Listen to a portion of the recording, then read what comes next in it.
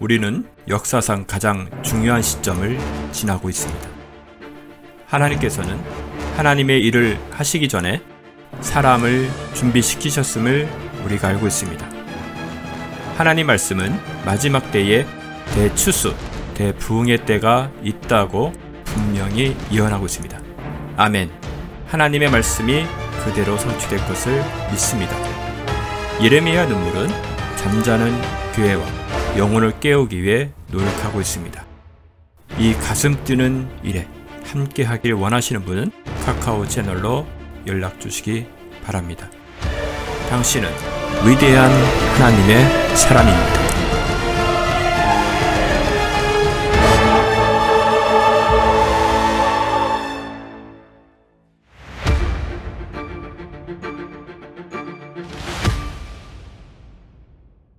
민수기 4장 1절에서 4절입니다. 다 같이 시작.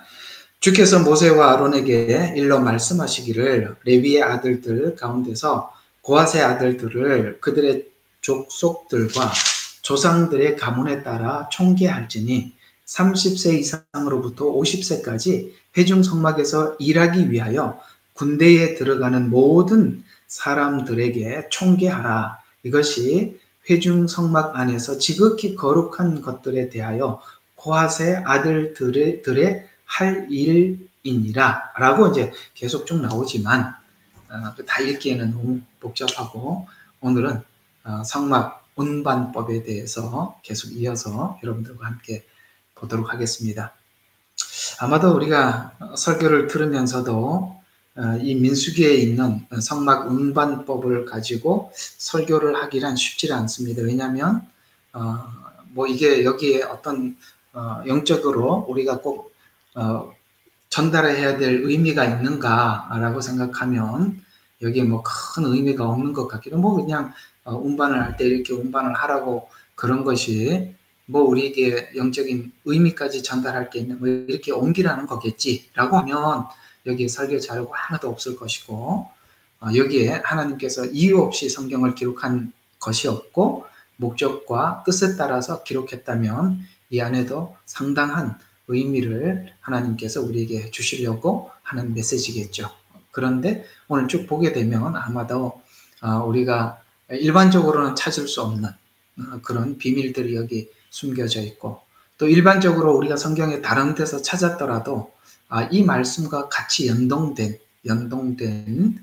말씀이 어디 있나라고 생각을 해보면 이게 찾기가 어려운 이야기지만 우리가 지난날 과거에 교회에서 이런 이야기도 듣고 저런 이야기도 들었던 수많은 어떤 성경과 하나님의 어떤 일하는 원칙과 질서에 대해서 그냥 이렇게 하십시오라고 이렇게 얘기만 들었지 그것이 왜 그렇게 해야 되는지를 이렇게 성경을 찾아서 이렇기 때문에 우리가 하나님 질서에 순종해야 합니다라는 이 근거를 제시하지 못한 바람에 그저 성경의 이야기가 아니라 목사님의 이야기가 돼버려서 그것이 또 교회 안에서 저는 그렇게 생각하지 않습니다. 목사님 그렇게 생각하세요.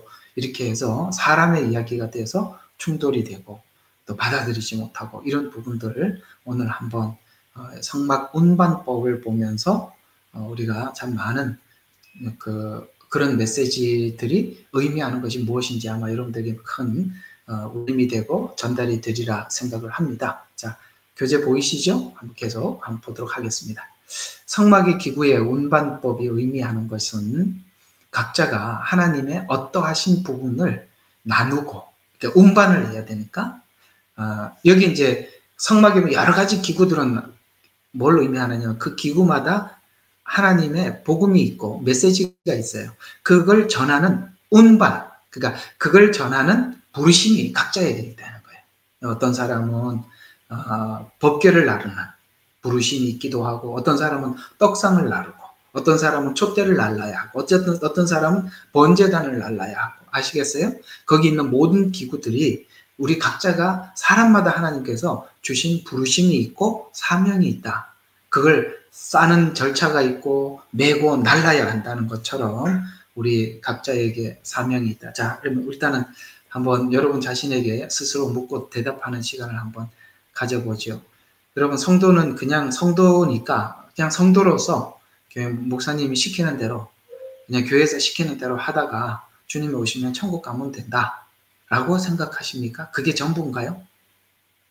각자에게 하나님께서 우리에게 각자에게 주신 어떤 사명과 부르심이 있다는 것도 여러분 인정하십니까? 그 부르심을 있다는 것을 우리가 인정을 해야 오늘 이 성막 운반법의 이 내용이 여러분들에게 와 닿습니다.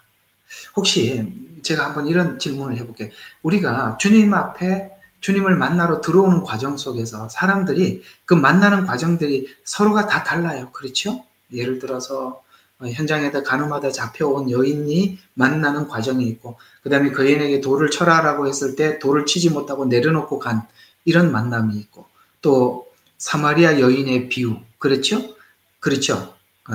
사마리아 여인이 물 들어왔다 예수님을 만나고, 그 다음에 제자들은 고기 잡으러 갔다가 예수님을 만나고, 그렇죠? 다 그런 하나님 앞에 들어오는 과정들은 다 다르나, 그러나 각자에게 하나님께서 우리를 불러서 그리스도를 닮게 할 뿐만 아니라 그리스도를 닮게 하는 과정 속에 뭐가 있냐면 하나님의 그 부르심에 순종하면서 우리가 그리스도를 닮아간다는 걸 아셔야 돼요. 무슨 뜻이냐면 주를 위해서 뭔가를 헌신하지 않으면, 일하지 않으면 우리가 그리스도를 닮아가는데 뭐라고 해야 되나,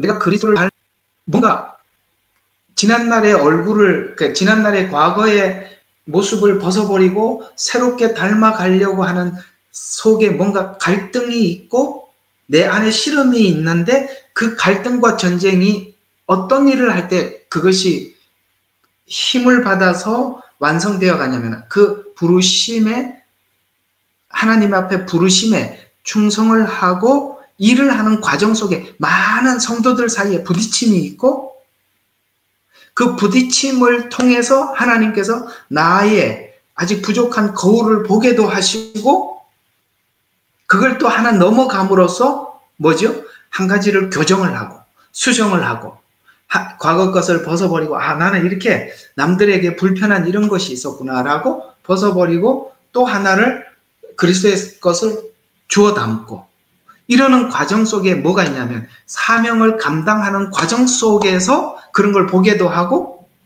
변화를 일으킨다는 거예요. 알아들으셨으면 손 좀 들어봐요. 그러니까 교회에서 가만히 있다고 해서 변화되는 게 아니라 부딪혀야 되는 거예요. 그리고 부딪힐 일들을 만들어 하나님. 그러면서 자기의 약한 부분들을 보게 하고, 그래서 변화돼요. 그래서 하나님은 가정에서 부딪히게 하고 교회에서도 부딪히게 하고, 그래서 우리가 예수님을 믿고 나면 가정도 행복할 줄 알았는데 교회 가도 늘 천국일 줄 알았는데 뭐예요? 처음에 좋았는데 살아보니까 아니더라. 그래서 내가 싫어하는 유형이 있는데 어딜 가도, 어느 교회 가도 내가 싫어하는 유형이 기다리고 있다 없다? 있더라. 왜 내가 싫어하는 유형이 어느 교회 가도 계속 있을까요? 그건 내 문제이기 때문에 어딜 가도 그게 항상 거울로 준비되어 있는 것입니다. 그래서 피한다고 되는 것이 아니라, 따라해보세요. 피한다고 되는 게 아니라 극복해야 된다. 오케이? 예. 그래서 팔을 걷어붙이고 적극적으로 가셔야 여러분들이 하나님께서 나르라고 하는 이 부르심을, 그 사명을 우리가 감당할 수가 있어요. 오늘 그 부분을 특별히 이 성막에서는 십자가 복음도 있지만 사명이 굉장히 많이 등장합니다. 한번 봅시다. 그래서 날라야 하는 부르심이 있다는 의미인데, 즉 각자의 사명을 의미하는데 그 기구는 다르지만 모두 성막에 사용된 기구들이다. 이 내용을 신약에서 많이 설명하고 있는, 특히 고린도 전서, 저번 주에 말씀드렸죠. 12장과 14장의 그 직분, 부르심, 이것을 거기다 나열해 두었다라고 12장에 있는 내용을 가지고 저번 주에 여러분들과 함께 좀 나누어 봤었죠. 그러면 오늘은 이 운반법을 통해서 먼저 알려주려고 하는, 왜 이 운반법이 우리에게 어떤 영적 교훈을 주려고 하는 것인가, 한 5가지로 추려봤어요. 첫 번째, 임의로 운반하지 말고, 아시겠어요? 절차에 따라 맡겨진 일을 충실히 감당하여 하나님의 일을 감당하라는 뜻이에요. 임의로 하지 말고. 여러분, 이게 무슨 뜻이냐면, 하나님의 일은 하나님의 일을 하는 방법이 있고 절차가 있고 순서가 있는 거예요. 그러니까 우리가 이렇게 생각을 하면 안 돼요. 우리가 바깥에서 경영을 잘하는 분들이 계시죠. 그래서 경영을 잘해서 회사를 세우고 사람을 적재적소에다가 배치하고, 그 다음에 그 사람이 거기서 최대한 자기 능력을 발휘할 수 있도록 이렇게 하는, 이런 아주 그 아이디어를 잘 해서 회사를 잘 경영하는 그런 사람들이 있어요. 그러나 이게 있습니다. 그거를 잘하는 사람이 교회에서도 그런 리더십을 잘 발휘할 수 있다. 전혀 그게 아니라는 것을 성경은 이야기하고 있는데, 임의로 운반하지 말라는 말은 세상에서 하는 이런 방법과 하나님이 하시는 방법이 다르다는 거예요. 그러니까 네가 아무리 바깥에서 조직을 잘 짜고 뭘 잘하고 이렇게 잘 하더라도 교회는 하나님의 어떤 그게 있다는 거예요. 이해가 가시죠? 그러니까 저도 예수 안 믿는 가정에 살다가 교회에 와서 딱 적응을 하는데, 제가 굉장히 어색한 단체를 만났더라고요. 굉장히 어색한. 왜냐하면 이게 살아가는 방식 스타일이 너무 달라요. 그러니까 아마도 제 생각에는 아주 기독교적 문화를 가지고 있는 가정에서 저를 봤을 때는, 저기 야생마가 한 마리 들어왔구나, 이런 생각이 했어요. 저거 길들이라 그러면 이게 보통이 아니겠구나. 아마 제 생각에는 그랬을 것 같아요. 은혜는 받아서 막 이렇게 날뛰는데 뭐가 없냐? 절차를 못 배운 거예요. 그러니 하면 사고치고 그래 되겠죠. 모르겠습니다.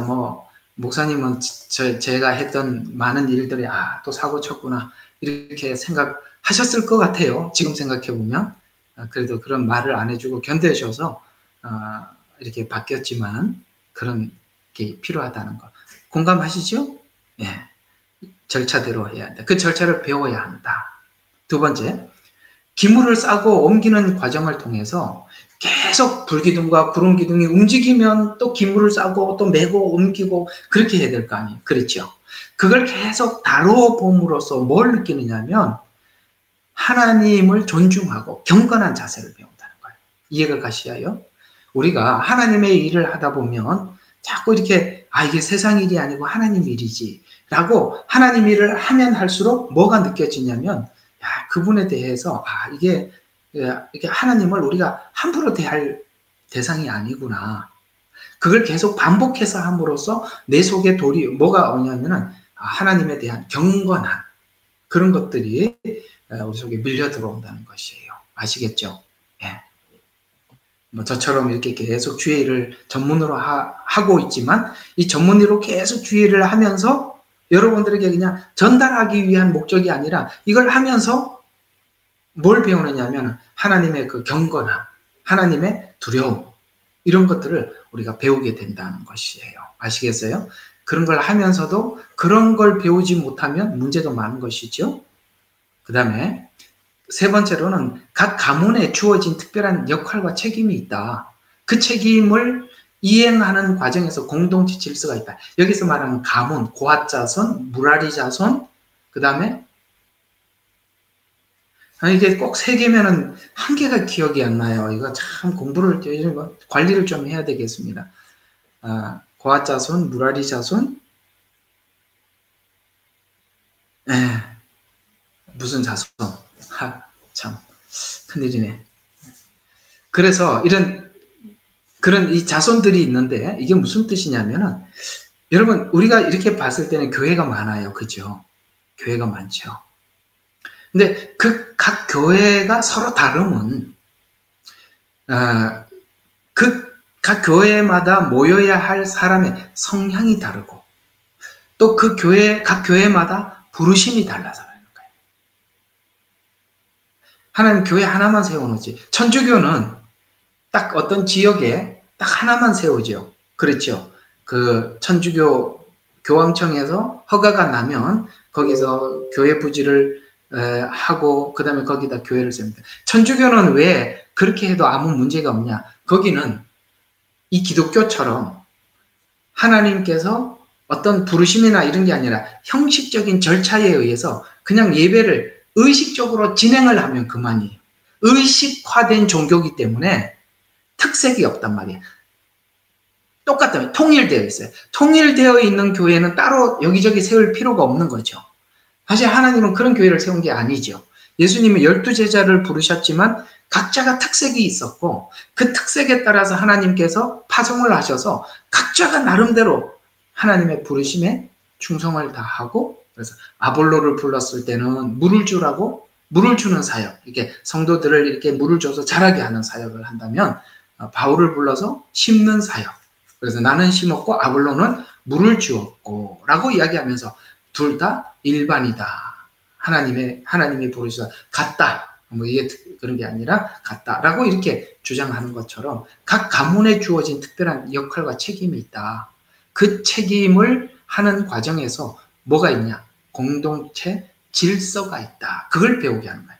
그래서 계속 싸고 또 옮기고 뭐 끝나고 나면 하나님 앞에 교회마다 이거 끝나면 다음 이거 합시다. 다음은 또 이거 합시다. 이렇게 계속 하면서 우리가 질서를 배우고 자기 역할을 배우게 되고 그러는 과정 속에 부딪히게 되고 부딪히면서 뭐예요? 자기 약점을 보게 되고 보완하게 되고 이해가 가시죠?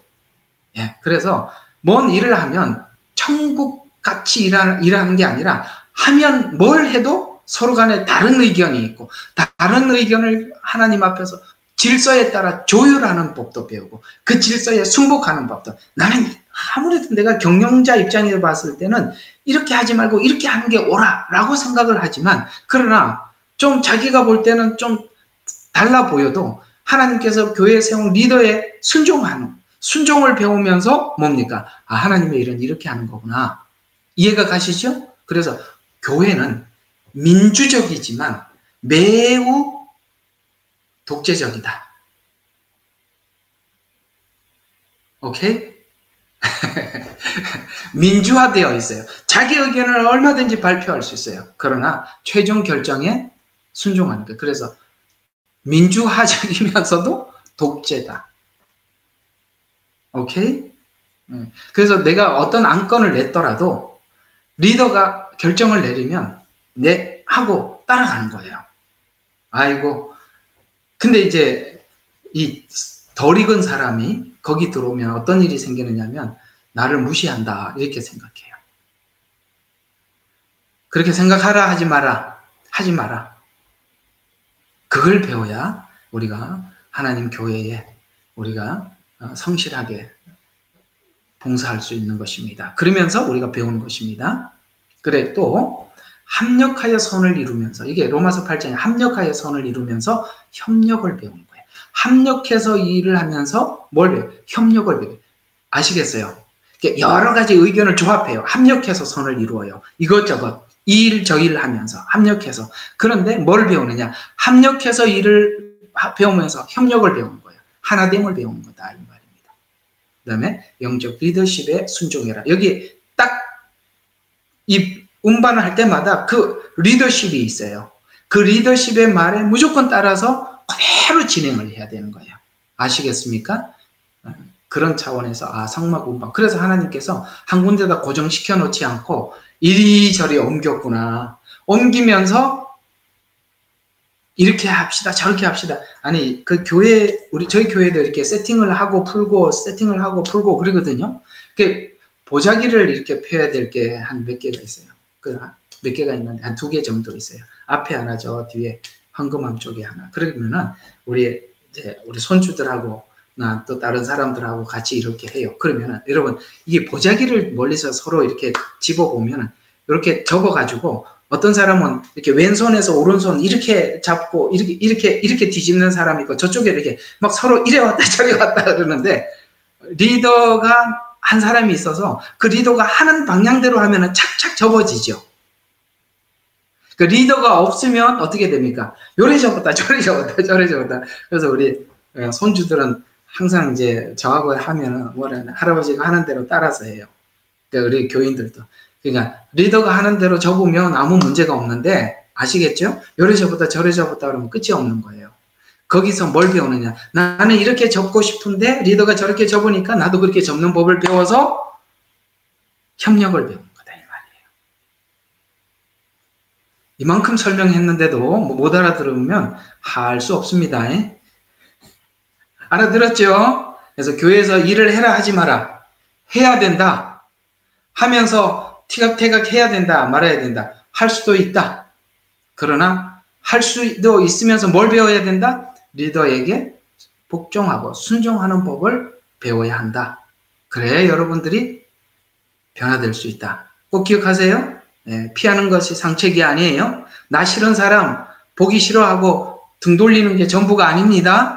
해서 해결해야 되는 거예요. 부딪혀야 돼요. 밥 먹고 만나고 좋은 이야기 할 때야 천국 같죠. 일해보면 또 다른 겁니다. 살아보면 더 다른 거고요. 아셨죠? 이 온라인 성도님들 정말 각계전투 하느라고 그게 빨라요. 각계전투해서 혼자 자생하고 살아나세요. 그러면 빠릅니다.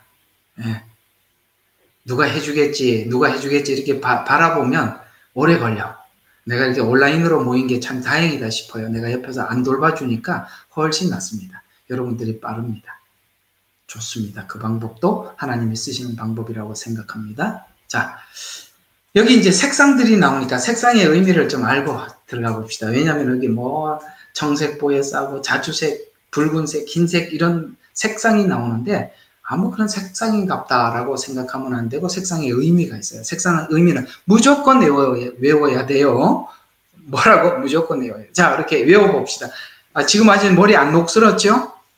자, 녹이 안 슬었으니까. 자, 청색, 뭐라고요? 천국, 신성, 소망. 그냥 이렇게 단어만 외워놓으세요. 청색 뭐라고요? 자, 청색은 천국을 의미하기도 하고, 신성을 의미하기도 하고, 소망을 의미하기도 하고. 근데 어떤 데는 소망으로, 어떤 데는 신성으로, 어떤 데는 천국으로 이렇게 묘사가 된다는 거 기억해 두세요.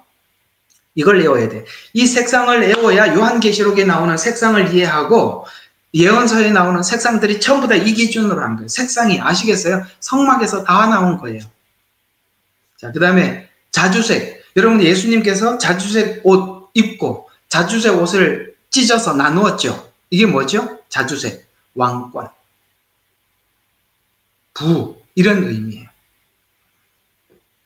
요한복음의 주제가 예수님은 하나님이십니다 라는 게 주제예요. 그러면 요한복음은 주제가 이 색상으로 보면 뭐예요? 자주색입니다. 참고삼아 알아두세요. 이거 꼭 외워야 돼요. 이거는 뭐 그냥 알고 지나가는 게 아니라 이거 모르면 계속 이 색상이 나올 때마다 헷갈려요. 그 다음에 붉은색. 이거는 뭐냐면 희생과 구속, 보혈을 의미한단 말이에요. 피. 그 다음에 흰색 뭐라고요? 순결, 의, 거룩 이런 의미를 가지고 있어요. 그러니까 색상하고 싹 매칭이 되죠? 안 어려울 거예요. 그렇죠? 자, 청색은 뭐라고요? 천국, 신성, 소망. 자주색은 왕권, 부. 붉은색은 희생과 구속.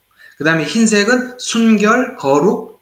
여기 하나 빠졌는데 의 이런 것들이. 그래서 백보자. 그래서 흰색 이런 의미를 가지고 있습니다. 이걸 일단은 장착을 하고 첫 번째, 자, 가장 중요한 법궤, 증거궤라기도 하고 법궤라고도 하는 그 법궤를 운반하는 운반법이 어떠냐. 민수기 4장 이제 읽었던 그 다음부터 나와요. 고아자손에 이런 걸 해라라고 하고 4장 4절부터 6절까지 나오는 이야기가 이렇게 나옵니다. 청색, 보로. 이제 색깔 하니까 번뜩 이제 막 머릿속에 확 지나가야 돼요. 청색이 뭐라고 그랬죠? 이제 안 보이니까 한번 생각해봐요. 신성, 소망, 천국 이런 것들이라고 했죠. 그런 뜻이구나. 그래서 자, 증거궤는 청색보로 증거궤를 어떻게 해? 법궤를 놓고 그걸 덮어. 법궤를 놓고 덮은 후에 그 채를 꿰어서, 아시겠어요? 그 법궤를 우리가 사람이 그냥 번쩍 드는 게 아니라 그 법궤 끝에 보면 고리가 앞에 2개, 뒤에 2개 해서 거기다가 고리를 탁 꼽아서 이렇게 뭡니까? 4사람이 이렇게 메고 가는 거예요. 메고. 이대로만 하라는 거예요. 예? 막 급하다고 뭐 들고 가고 이렇게 절대 없다. 하나님이 하라는 대로 그대로 하라는 거예요. 교회는 하나님께서 말씀하신 대로 하지 않으면 무조건 문제가 생기는 거예요. 그래서 어떻게 하라고요? 고리에 꿰어서 그 다음에 어떻게 어깨에 메고 운반하는 것은 증거궤의 신성함을 의미하고, 신성이라고 그랬잖아요. 청색이. 그래서 청색보에 덮어서 의미하며 중요성을 존중하는 행위로 직접 만지지 말라는 거예요. 그래서 궤를 꿰라는 거예요. 꼭 기억하세요. 직접 만지지 마라. 반드시 꿰어서 고아 자손만 그걸 매라. 아무도 다른 자손도 안 된다. 그들만. 그래서 하나님께서 고유한 부르심이 있고 고유한 선택이 있어요. 그러면 사도들을 하나님께서 부르셔서 뭘 하라고 하셨어요? 하나님 말씀을 전하는 것과 기도하는 것. 이것이 사도들의 가장 중요한 책임이다. 이렇게 말씀하셨듯이 고유한 어떤 하나님의 부르심이 있는데요. 그래서 꼭 궤에 깨어서 어깨에 매라는 것을 직접 만지는 것이 엄격히 금지되었다는 것을 의미하고, 죄인인 인간이 하나님을 직접 만나면 죽음을 당했듯이 반드시 이 원칙대로 운반을 해야 한다라고 하나님이 말씀하고 있는 것입니다. 여기서 직접 만지지 말고 반드시 궤를 꿰어서 운반하라는 말에 직접적인, 만지면 안 되는구나라는 직접적인 의미가 사무엘상 6장에 보면 다윗이 이 법궤를 옮기기 위해서 자기 충신인 정말 마음에 믿음이 가는 웃사를 보내서 그 법궤를 가져오라고 보냈는데, 그 웃사가 수레에다 싣고 왔어요. 여러분, 이게 맞아요? 틀렸어요? 틀렸죠. 고핫 자손이 가서 궤를 꿰어서 어깨에 메고 왔었어야 했다고요. 그래서 어떻게 했습니까? 법궤가 무슨 타작마당이야? 총명탕을 먹고 해야 되겠네. 그래서 법궤가 뛰자 웃사가 그걸 탁 붙잡으려고 하는 순간 어떻게 됩니까? 즉사하게 되고, 그 법궤를 본 많은 사람들이 그 자리에서 죽었습니다. 아시겠습니까? 이건 뭘 의미하느냐? 하나님이 처음 말씀하신 그대로 했었어야 되는데 자기 생각대로, 편리한 대로 했다가 이렇게 됐다. 이런 것처럼 교회 운영도 그렇습니다. 교회는 하나님의 질서대로, 하나님이 하라는 대로 하지 않으면 반드시 문제가 생겨요. 반드시 문제가 생겨요. 자, 2번째, 성소에 보면 떡상, 그 다음에 분향단, 촛대, 그런 것들이 있는데요. 여기 떡상도 운반하는 방법이 있어요. 아까 법궤도 고핫 자손이 옮기라고 했고, 떡상도 고핫 자손이 옮기라고 해서 이어서 4장 7절과 8절에 고핫 자손에 대해서 또 그 다음 이 떡상을 옮기라라고 이야기합니다. 자, 똑같죠? 자, 떡상 위에 청색보를 펴고, 자, 여러분, 이 법궤도 뭐를 펴라 그랬어요? 아까 여기도 청색보를 증거궤에 덮고 하라 그랬죠. 똑같이 이 떡상도 청색보를 펴고, 그 다음에 그 안에 보세요. 대접, 숟가락, 주발, 잔, 떡상 위에 홍색보를 펴고. 이게 무슨 말이냐? 자, 떡상 위에 청색보를 펴서, 그 다음에 대접, 숟가락, 주발, 잔, 떡상 위에. 이게 무슨 말이에요? 여러분, 떡을 이렇게 진열한 12덩어리 떡을 만들려면은 거기에 부속품이 필요하잖아요. 대접이나 숟가락이나 주발이나 잔이나 떡상 이런 것들이 필요하다. 그래야 만들어서 거기다 올려놓을 거 아닙니까? 그렇죠? 이런 것처럼 우리가 이게 이제 말씀을 맡은 부르심을 받은 자들, 떡상, 저 같은 사람들이 하나님 앞에 부름을 받은 저의 부르심은 이 떡상을 옮기는 사명인데 그걸 하려면 뭘 해야 돼요? 이런 것들이 필요하다니까 부속품이 필요하다는 거예요. 무슨 말이냐? 여러분 말씀은 그냥 하나님의 피를 주는 대로 막 전하는 게 아니에요. 준비해서 하나님 앞에 드리는 거예요. 한 편의 설교를 하나님 입장에서 사람 입장에서 혹은 문맥에서 틀리는 게 없는가? 혹시 원어에서 잘못된 것은 없는가? 성경 전체의 맥락과 다르지는 않는가? 많이 준비를 해야 되는 거예요. 어떤 분들은 자꾸 이렇게 하나님이 강단에 서기만 하면 주신다고 하나님이 주시는 대로 막 한다고 그러는데 이거 몇 번은 하나님이 그러실지 몰라도 그렇게 계속하면 정말 곤란합니다. 왜냐하면 검증이 안 돼서 검증이 안 된 말씀을 전할 때 자기가 모르는 걸 전하게 되게 되고 자기가 모르는 걸 전할 때 나도 모르게 말씀을 잘못 전할 수가 있다는 것에 대해서 우리 그거 인정해야 돼요. 예, 끊임없이 하나님 주시는 대로만 전합니다. 저는 기도하고 그냥 탁 펴면 하나님 주십니다. 그런 분들이 가끔씩 있는데 상당히 위험한 이야기입니다. 이 이야기는 어떻게 해석할지 한번 물어봐야 돼요. 하나님 그거 하기 위해서는 이런 부속품들을 주어서 그것을 가지고 이렇게 준비해서 떡을 만들으라고 했는데 이런 것들은 뭐냐? 원어 사전은 뭐고 주석은 뭐고 문맥은 뭐고 다른 성경과 이렇게 맞춰보라고 했는데 만약에 당신이 말을 했는데 다른 성경하고 부딪히면 그건 어떻게 처리할 것이며 생각해 봐야 된다 이 말이에요. 말씀을 전하는 사람은 많이 하나님이 주셨더라도 더 정확하게 전할 수 있도록 연구를 해야 하는 것입니다. 홍색보를 펴랍니다. 거기다가 말씀에는 하나님의 소망도 줘야 되지만 십자가도 있어야 되는 거예요. 맞죠? 참 놀랍지요? 그 보자기마다 이런 의미가 담겨 있다는 게 예. 말씀을 들은 여러분들은 소망이 생겨야 돼요. 내가 이 끝이 아니구나. 하나님 계속 일하시는구나. 다음 스텝이 있구나. 내가 지난날 이 문제 때문에 내가 이렇게 힘들었던 거구나. 라고 뭡니까? 그걸 알려줘야 돼요. 그리고 소망을 줘야 돼요. 그럴 때 우리가 뭘 하느냐? 여러분 에덴 동산에서 아담이 추방될 때 가죽옷을 지어 입혔죠. 그렇죠? 이 가죽옷을 왜 지어 입혔냐면은 땅은 가시와 엉겅퀴를 낼 것이라고 했거든요. 그러면 이 가시와 엉겅퀴를 이기려면 가죽밖에 없어요. 이제 이 떡상을 옮겨요. 안에는 청색보로, 홍색보로 다 이렇게 쌌지만 끝에는 뭘로 하느냐면은 해달의 가죽으로 덮어서 채를 개어서 운반한대요. 여러분 이 해달의 가죽은 그 뜨거운 햇빛과 혹 바람과 비를 막아주는 것입니다. 그리고 우리가 하나님 말씀을 들으면 십자가 안에서 우리의 삶이 이해가 되고 소망을 가질 뿐만 아니라 그 소망을 가질 때 여러분들이 부딪히는 현실 속에 바람과 햇빛과 비를 견뎌내는 거예요. 그래서 여러분의 지금 현재를 승리하며 나갈 수 있게 하는 것입니다. 신기하죠?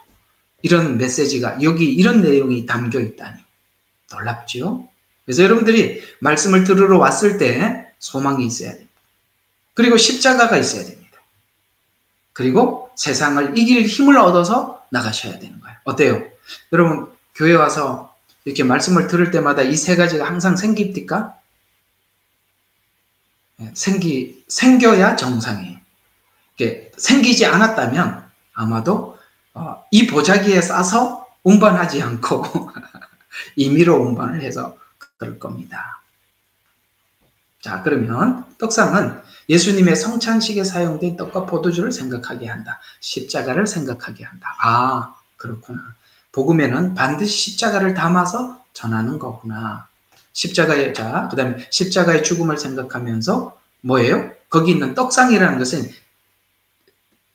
밀가루, 가루를 만들어서 떡을 만든 거 아니에요. 그렇죠? 예, 저번에 소재했죠. 소재는 뭐죠? 추수를 하고, 그 다음에 껍데기를 벗기고, 빻아서, 가루를 만들어서, 떡을 만들어서 진설병에다가 올리는 거라 그랬잖아요. 이게 뭐죠?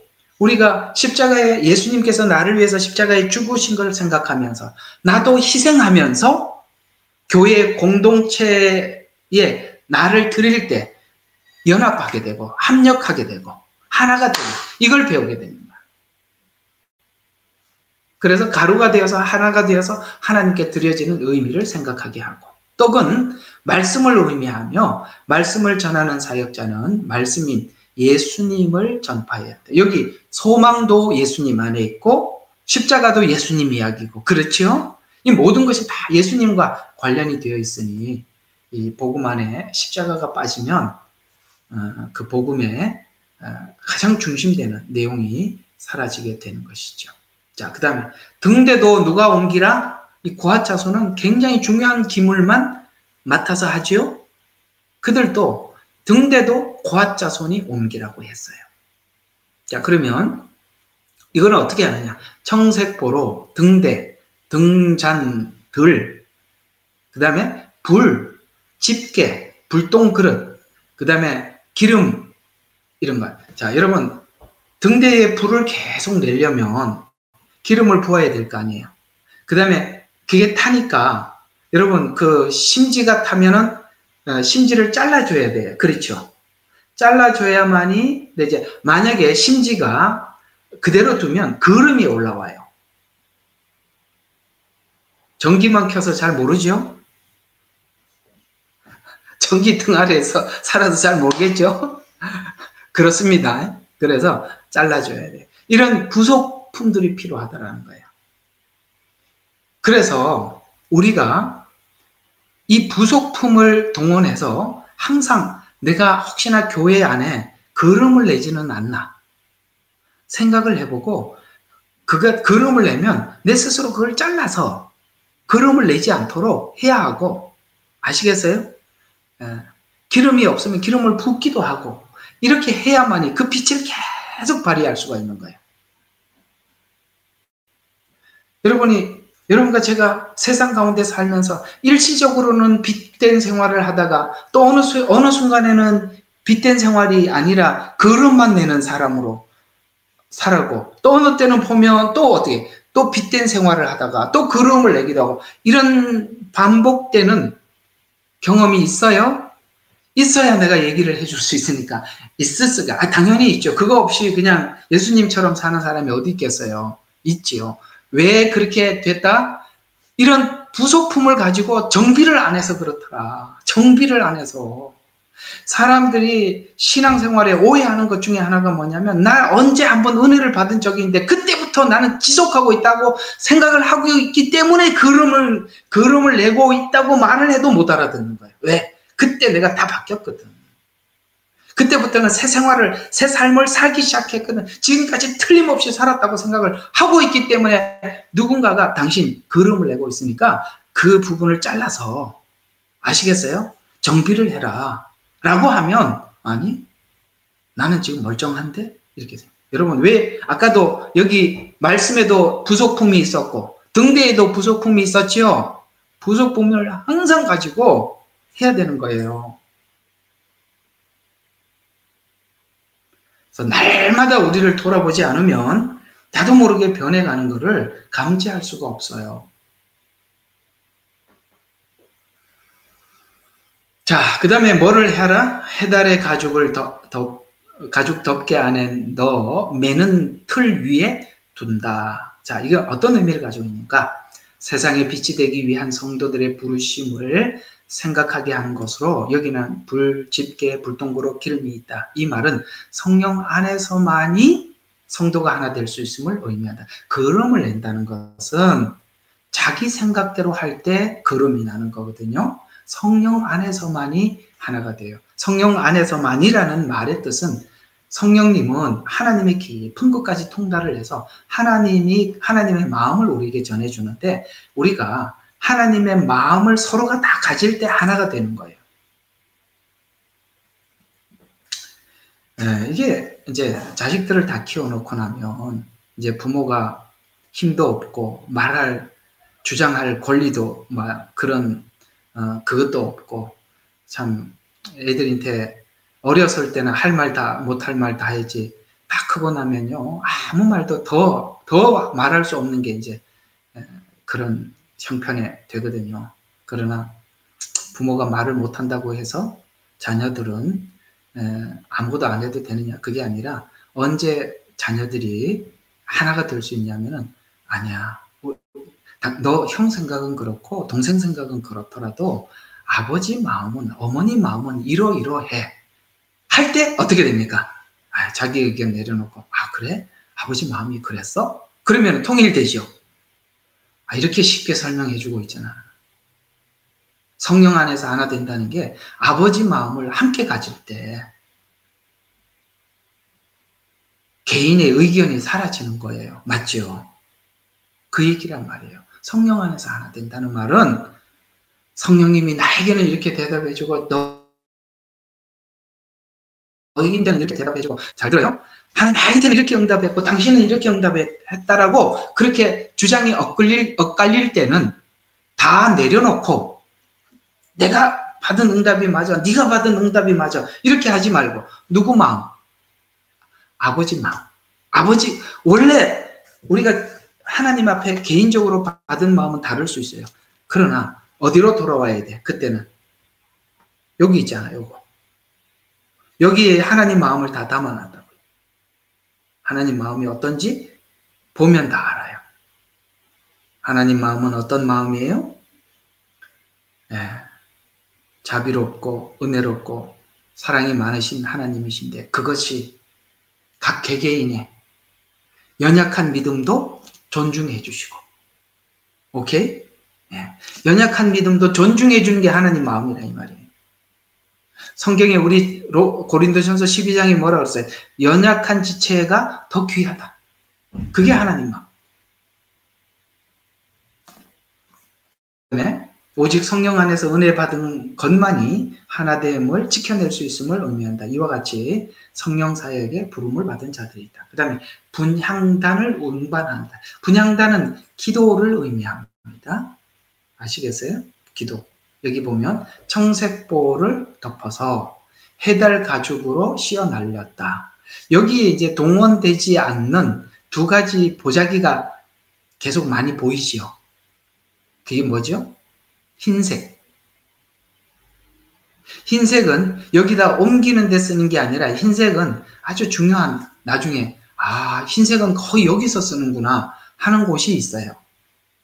그거는 운반할 때는 흰색은 쓰지 않습니다. 청색보로 덮어서 해달 가죽으로 씌어 날렸다. 기도 사역을 의미하면서 기도 사역자들의 부르심을 의미한다. 나중에 이제 분향단 하면서 좀 더 자세히 할 거니까요. 자, 그 다음에 번제단을 운반하는 것. 그러니까 지금 여기 있는 것들은 전부 다 지성소에 있는 것과 성소에 있는 것들이에요. 이 기물들인데 이제 지금은 이 번제단은 이 성막 안에 텐트 안에 그 성막 안에 텐트 안에 게 아니라 텐트 밖에 있는 것 중에 뭐가 있냐면은 번제단을 운반하는 거야. 번제단. 그거는 성소와 지성소가 아니라 그 바깥에 있는 것입니다. 그래서 번제단에 죄를 버리고 자 여기에 중요한 이야기가 지나가고 있어요.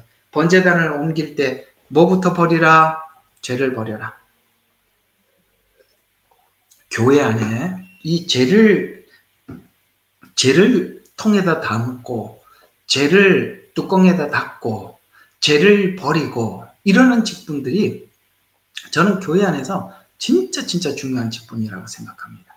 교회는 이 사람들이 역할을 잘 해줄 때 여러분 번제단에 계속 불을 피웠으니까 불 피우고 나면 뭐가 있어요? 죄가 잔뜩 모여 있잖아요. 그 잔뜩 모여 있는데 바람이 불면 어찌 되죠? 온 성막에 다 날라서 울타리가 하필이면 또 흰색이에요. 완전히 울타리를 다 망가뜨려 놓는 것입니다. 그래서 이 역할을 하는 사람이 너무 중요한데 이 죄를 버리고 가라는 거예요. 죄를 버리고 여기 이제 성막이 머물렀어. 여기서 막 제사를 드렸어. 죄가 잔뜩 쏟아져 있어. 그러면은 반드시 옮길 때는 뭐 하라고? 죄를 다 버리고 가라. 무슨 죄는 뭘까요? 교회 안에 이 권사님 같은 분들이 너무 귀하신 분들이세요. 그런 분들은 누구냐면 참 연약하고 어린 성도들 상담해주고 기도 제목 들어주고 절대 다른 사람들한테 안 해. 다 버리는 거야. 알았어요? 누가 또 기도해달라고 얘기하면 옆에 가서 아유 제가 저렇대 그렇게 하지 말라 이 말이에요. 다 버리고 가라 이 말이에요. 그걸 전부 다가 부삽에다가 그럼 여러분 그걸 직접 막 맞닿는 것이 부삽이잖아요. 삽으로 담아가지고 또 그 다음에 통에다 담고 그 다음에 뚜껑에다 콱 눌러놔야 되는데 이게 뚜껑을 열어버렸네. 입을 열고 온 데 다니면서 다 말해가지고 온 교회가 막 시끄럽게 아이고 말이 많아가지고 버리고 가라 이 말이에요. 여러분들 교회 가서 이 교회 저 교회 다니다가 볼 거 못 볼 거 다 봤더라도 가슴에 담아두고 그냥 사세요. 예. 하나도 여러분에게 유익이 없습니다. 따라해보세요. 죄를 버려라. 아셨어요? 죄를 버려라. 그래서 그 단위에 이상하게 이 보자기는 딴 데는 없었는데 여기서 등장하죠. 자색 보자기를 펴고 그 다음에 그 위에 단에 사용되는 모든 기구를 두고 해달의 가죽 덮개를 그 위에 덮고 그 채를 꿰어서 운반해라. 번제단은 십자가 복음을 의미하는 장소로 십자가 복음을 전파하는 부르심을 입은 자들을 의미한다. 자, 기타 기물 운반법 그 말고 그 외에 기타들이 있어요. 예를 들어서 이제는 물두멍도 있을 거고 그 다음에 울타리도 있을 거고 그렇죠. 거기 보면 이게 전부 다 이렇게 널판도 있을 거고 별게 너무 많단 말이에요. 그 기타 운반법은 청색보로 싸서 그 다음에 해달의 가죽을 덮어서 운반해라 이렇게 얘기를 하고 있어요. 야 이것만 봐도 어때요? 와 부르심이 각자가 참 다양하구나 이런 걸 느끼겠죠. 어떤 사람은 이게 증거궤, 어떤 사람은 떡상, 어떤 사람은 등대, 그 다음에 어떤 사람은 분향단, 그 다음에 번제단, 그 다음에 기타 기물 이렇게 해서 하나님은 다양한 부르심을 하나님께서 허락하셨구나 라는 것을 알고 있고 그 부르심을 받은 사람들은 반드시 하나님이 옮기라는 원칙대로 옮겨야 한다 라고 하나님이 말씀하셔서 그걸 배울 때까지 우리는 교회 안에서 배워야 하는 거예요. 여러분 저는 보니까 그래요. 군대 가서 지금도 꼴보기 싫게 기억나는 사람이 있어요. 잊을 수 없는 꼴보기 싫게 어쩔 수 없이 기억나는 사람이 있어요. 군대 처음에 신병훈련소 가면 그게 다 전부 다 교관이라고 그래요. 중사들이에요. 이제 저는 해군 제대를 했는데 중사들인데 그놈들은요 지금도 보기 싫은데 지금도 생각이 나요. 왜냐하면 군대 교관은요 평생 누구도 아닌 못 잊을 수 없는 사람들이 되는 이유가 뭐냐면은 군대 교관은 그렇게 악랄하게 해야 돼. 왜 그렇게 악랄하게 할 수밖에 없냐면은 민간인 정신을 빼고 군인 정신을 집어넣으려면은 정말 악하게 해야 돼. 악랄하게 해야 돼요. 진짜 막 죽을 지경인데도 막 열중셔 차려 뒤로 굴러 나 진짜 훈련소 지금도 잊을 수가 없어. 그 독한 놈들 말이죠. 밤중에 잠자는 사람들 불러갖고 거기다가 그 방독면 쓰고 꽥꽥거리고 연병장 뛰어다니게 만들고 세상에 밤중에 팬티 바람으로 옥상에 집합을 시켜가지고 세상에 그 얼음바람 다 맞게 하고 지금도 생각이 너무너무 얄미운데 그렇게 해서 뭐가 됐다? 민간인이 군인이 되더라. 교회 안에 이런 사람 안 만나면 우리 체질이 안 바뀌는 거예요.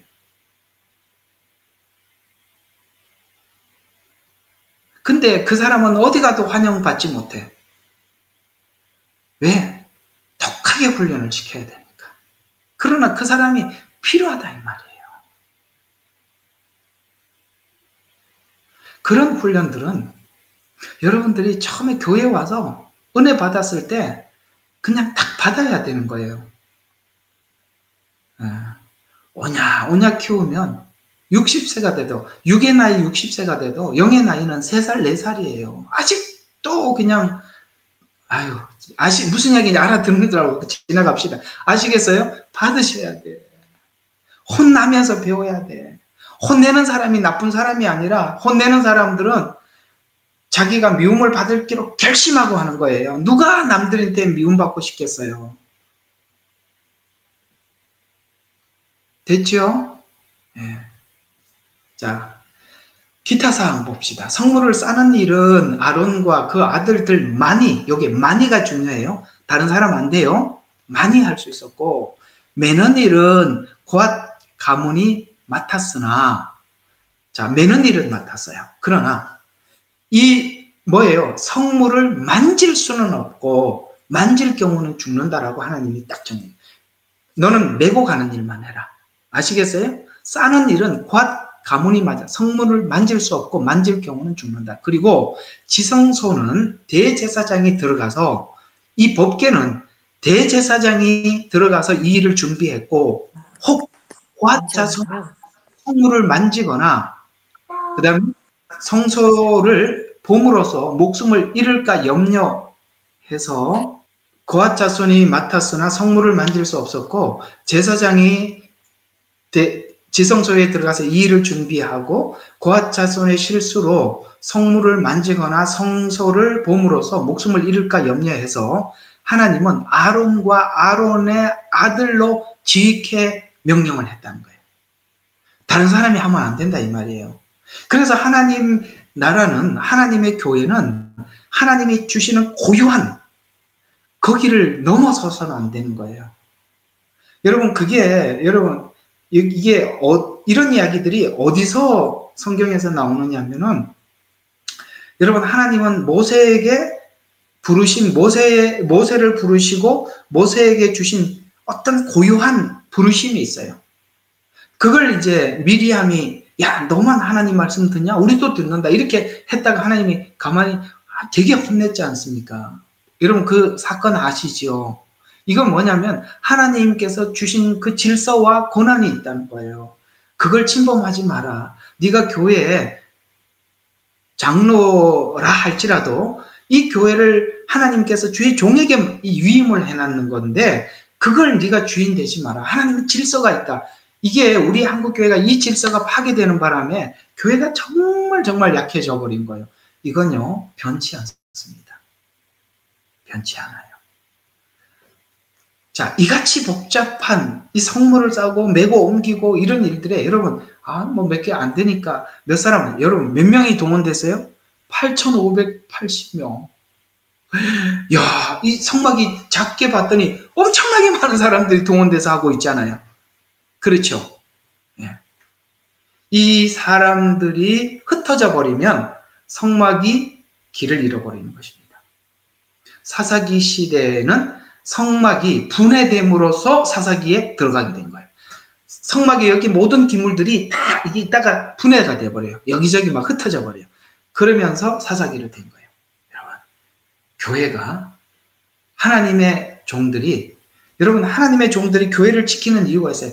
사실은 목사님들한테 물어보면, 당신 그냥 하나님이 부르셔서 이 일을 하지, 만약에 당신 선택에 달려있다면 하고 싶으세요? 그러면 진짜 많은 분들이 당장 손 놓고 가고 싶다는 사람이 진짜 많습니다. 아이고, 진짜 이거는 정말 참 괴로운 거예요. 근데 왜 그걸 교회를 지키고 있느냐? 하나님의 부르심이니까. 상황이 어떻든지 그냥 그 자리를 지키고 있기 때문에 그래도 교회가 보존된다는 거 아셔야 돼. 주의 종들이 나 안 하겠어 하고 다 떠나가고 그러면 교회는 싹 순식간에 없어져 버리는 거예요.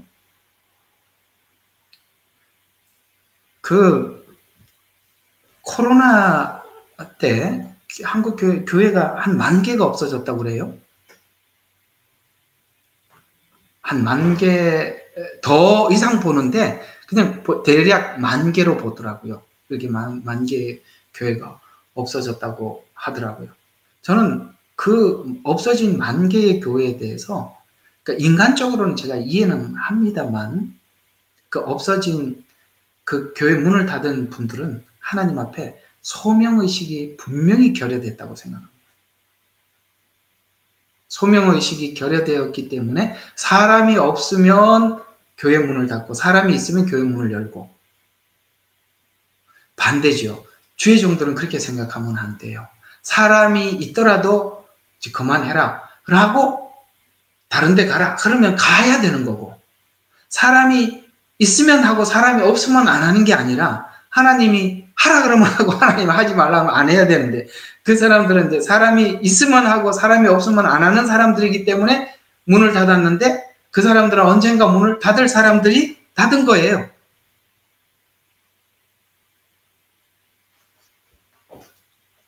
자, 그러면 이게 8,500명이나 되어서 모여서 그걸 했는데 그러나 성경은 참 이상한 이야기를 합니다. 이렇게 열심히 사람들이 일을 했는데 아모스 5장 25절에 보면 하나님이 이런 말씀을 하셔요. 이스라엘 족속아 너희가 40년 동안 광야에서 희생과 소제물을 드렸느냐? 이 말은 무슨 말이죠? 안 드렸다는 얘기거든요.